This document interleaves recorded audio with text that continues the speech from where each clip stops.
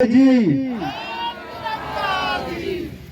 एक तू ही निरंकार परम पिता परमात्मा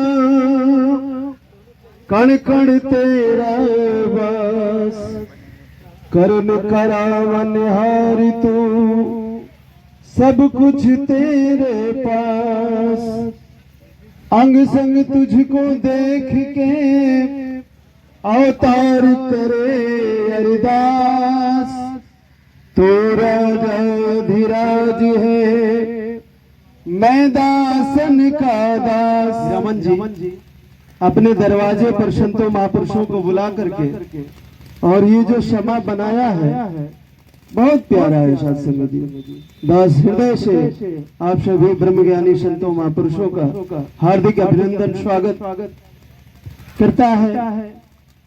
साथ संगत जी वास्तव में जन्म किसका होता है ये जानना जरूरी है। बहुत सारे महापुरुष कहते हैं कि आत्मा आती है और आत्मा निकल जाती है, लेकिन साथ संगत जी दास का जहां तक अनुभव पहुंचा है, दास को यही आभास होता है कि अगर ये परमपिता परमात्मा की अंश है तो ये कहीं आती जाती नहीं है। साथ संगत जी जाने आने का सवाल ही नहीं पैदा होता है, क्योंकि एक अडोल सत्ता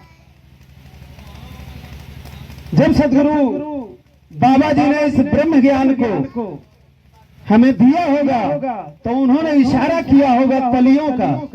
साथ संगत जी तलियां सिर्फ सहारा के लिए, जैसे कहते हैं कि आदम को खुदा ना कहो, आदम खुदा नहीं और खुदा के नूर से आदम जुदा नहीं। साथ संगत जी तो आज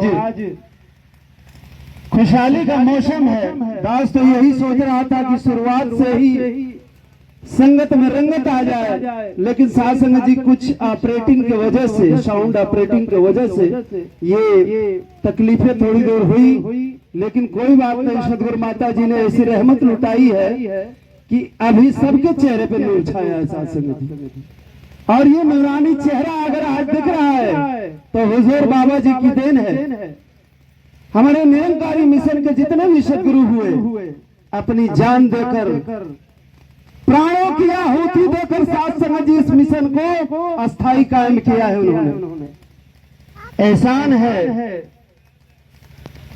बार बार दास शुक्रिया अदा करना चाहेगा ऐसे संत महापुरुषों का जो इस धराधाम पर आकर के परमात्मा को, इस ब्रह्म को दिखाने का काम किया।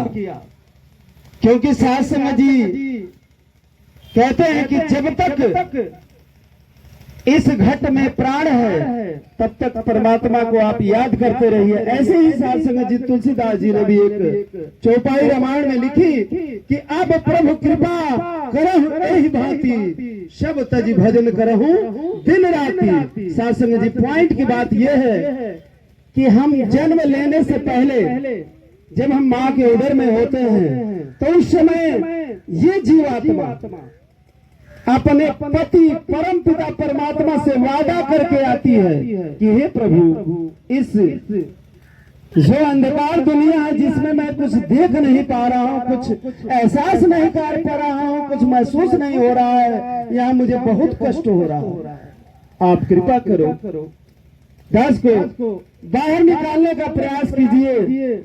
आपका मैं बराबर आभारी रहूंगा, आपके एहसानों तले दबा रहूंगा, आपका भजन करूंगा। साथ संगत जी लेकिन जब ये जीव इस परमात्मा की बनाई हुई मायावी संसार में आता है तो इस बात को भूल जाता है।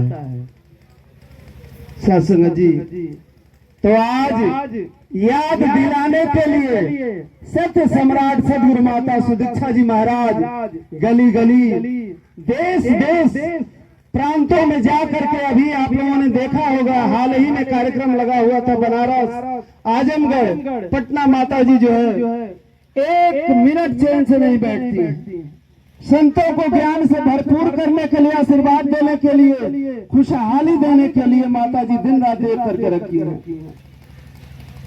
तो साथ संगत जी हम वादा करके तो आ गए, लेकिन हमारा काम क्या हुआ, हम माया की दुनिया में फंस गए आकर।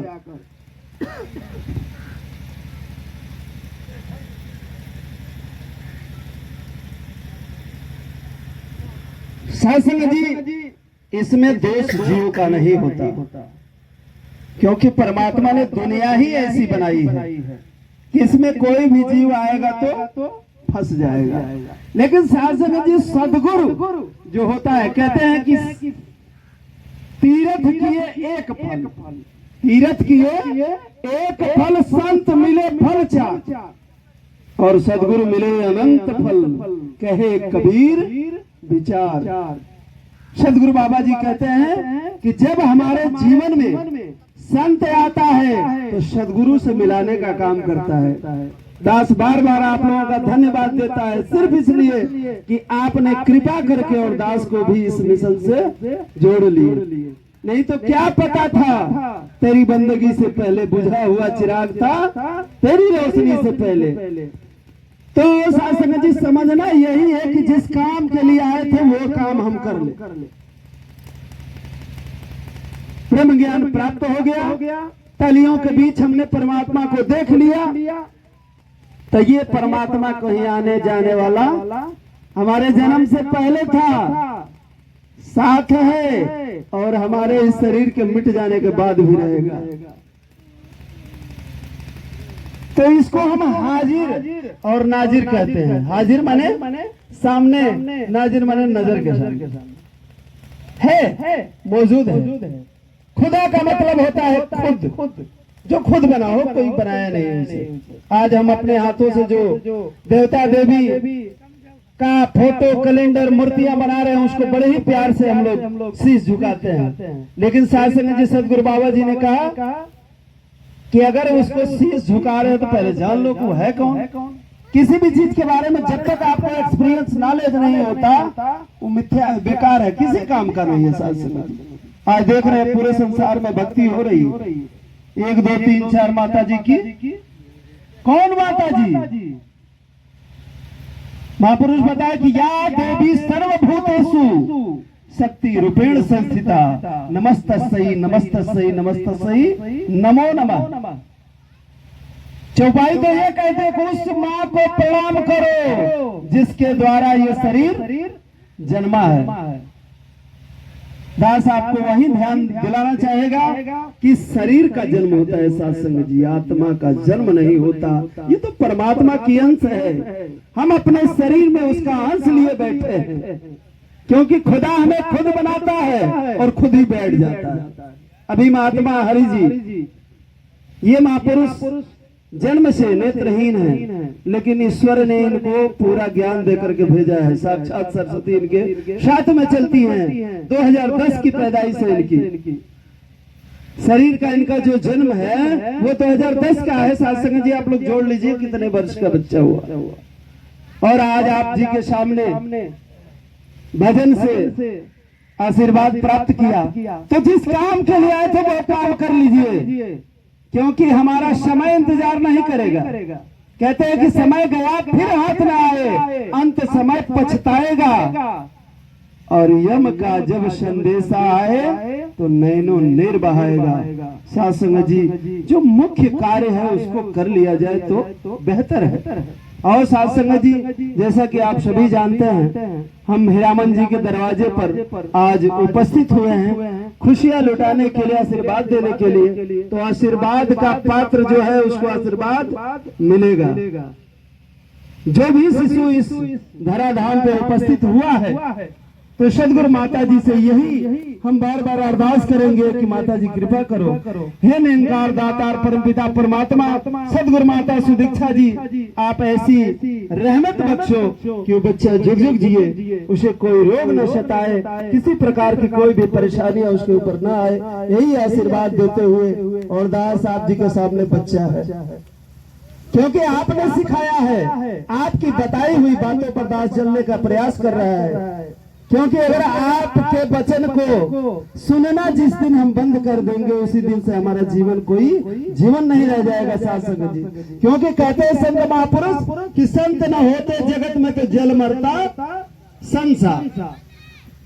और सत्संग जी सदगुरु ने हमें ज्ञान दे करके और नवाजा है, अपने करीब बैठाया सत्संग जी इस कुर्सी को। इस कुर्सी का जो हमें अभिमान होता है, ये अभिमान नहीं करता है, क्योंकि ये जो कुर्सी है ये गद्दी है सदगुरु माता सुदीक्षा जी की है। उन्होंने अति कृपा करके, कहते हैं कि अति कृपा भगवान ने करके दी, अति सुंदर काया है ईश्वर की देन, ये सारा माल पराया है। सबसे पहले वचन आता है कि तन मन धन निरंकार प्रभु का है, इसे अपना नहीं समझना है। सदगुरु लेता थोड़ी है, वो तो एक वादा करार होता है। क्या हो सत्संग जी, और इस ब्रह्म ज्ञान को प्राप्त करना चाहते हैं तो महापुरुषों आओ आगे बैठ जाओ। और सबसे पहले ये प्रण कराता है कि तन मन धन निरंकार प्रभु का है, इसे परमात्मा का ही समझना है, अपना नहीं समझना है। ले नहीं रहा है सत्संग जी, क्योंकि परमात्मा जो ईश्वर है, दुनिया का जो मालिक है, वो तो सिर्फ देना जानता है, वो लेने का काम नहीं करता। आओ सत्संग जी, कुछ ऐसे जीवन में हमारे कार्य होते हैं, कहते हैं महापुरुष कि किसी भी भूल में अपना ही हाथ होता है और अपनी चोट से इंसान सदा रोता है सत्संग जी। तो ऐसा हमारा कोई कर्म ना हो, ऐसा कोई वचन ना निकले जिससे महापुरुषों के दिल को ठेस पहुंचे। इन्हीं वचनों से साथ संगत जी दास आशीर्वाद लेने आप जी के बीच में आया। और समय पर आप लोग ध्यान रखिएगा, अगर समय है तो नेक्स्ट बोलूं। सत्संग जी इन्हीं बातों में दास एक छोटी सी बात रखेगा 2-4 मिनट की। जब भगवान कृष्ण जिनको हम पूर्ण परमात्मा का दर्जा देते हैं, ऐसा दास देखा तो नहीं है, लेकिन सुनते आ रहा है कि वो 16 कला अवतारी थे। भगवान राम 12 कला अवतारी थे और भगवान कृष्ण 16 कला अवतारी। बहुत सारे महापुरुष दास के सामने एक सवाल आया था कि जग में सुंदर है दो नाम।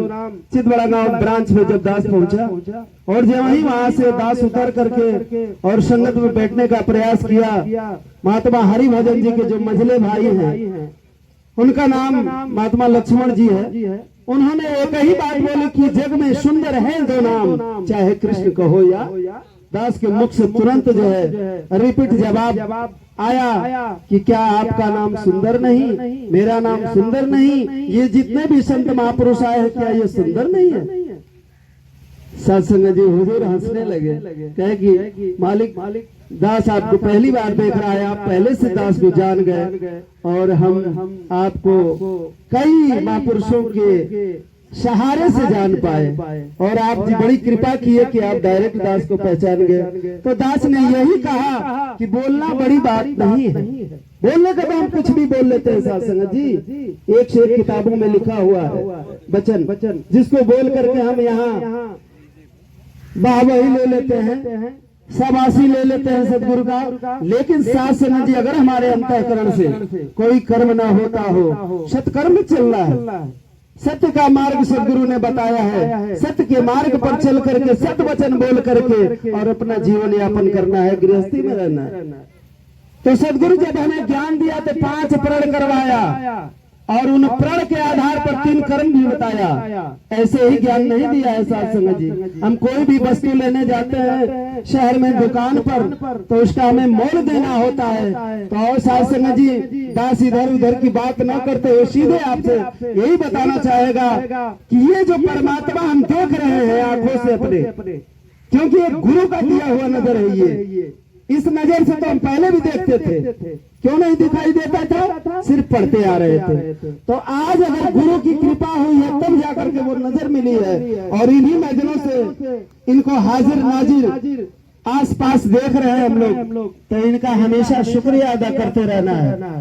कहते हैं कि फिक्र करे सो बावरा, जिक्र करे सो साध, उठ फरीदा जिक्र कर फिक्र करेगा आप। तो ये परमात्मा हमारी फिक्र खुद करता है, क्योंकि संसार में भेजा है तो हमारे भोजन की चिंता सबसे पहले है। जब दुनिया में भेजा तो सबसे पहले हमें क्या दिया? भोजन के रूप में दूध दिया सत्संग जी, जिसको आज हम लोग पी करके माँ से प्राप्त करके और आज इतने बड़े हुए हैं। कहने को कह लेते हैं कि मैं बड़ा हो गया हूँ, लेकिन साथ संगत जी गौर ये करना है कि हम बड़े नहीं हुए, छोटे होते जा रहे हैं। हमारी उम्र एक एक दिन कम होती जा रही है। मौका मिला है कि सदगुरु के बताए हुए वचन पर चल करके और उनके बताए हुए वचनों को मान करके परमात्मा को जान करके और भक्ति करे तो हमारा जीवन सुखी और सुहेला बन जाएगा। तो साथ संगत जी कृष्ण भगवान से उनकी माता जी जब जेल में छुड़ाने के लिए गए, थोड़ा सा गौर कर लीजिएगा कि जब छुड़ाने गए तो उस समय माता देवकी अपने आंखों में आंसू लेकर के उन्होंने एक सवाल किया कि ये बताओ पुत्र कि इतने दिन जब तुम दुनिया के करतार हो, मालिक हो, सभी लोग यही कह रहे हैं कि तुम भगवान हो, तो ये बताओ कि इतनी देर क्यों लगा दी मुझे इस जेल से छुड़ाने में? तुम्हारे लिए तो चुटकी का काम था, तुम इच्छा मात्र जगा देते और हम लोग पति पत्नी इस जेल से छुटकारा पा लेते। उस समय बड़े ही विनम्र होकर के और भगवान कृष्ण बोले कि माता आप अपने पिछले जन्म की बात को याद कीजिए, जब मुझे आपने 14 वर्ष का वनवास दिया था।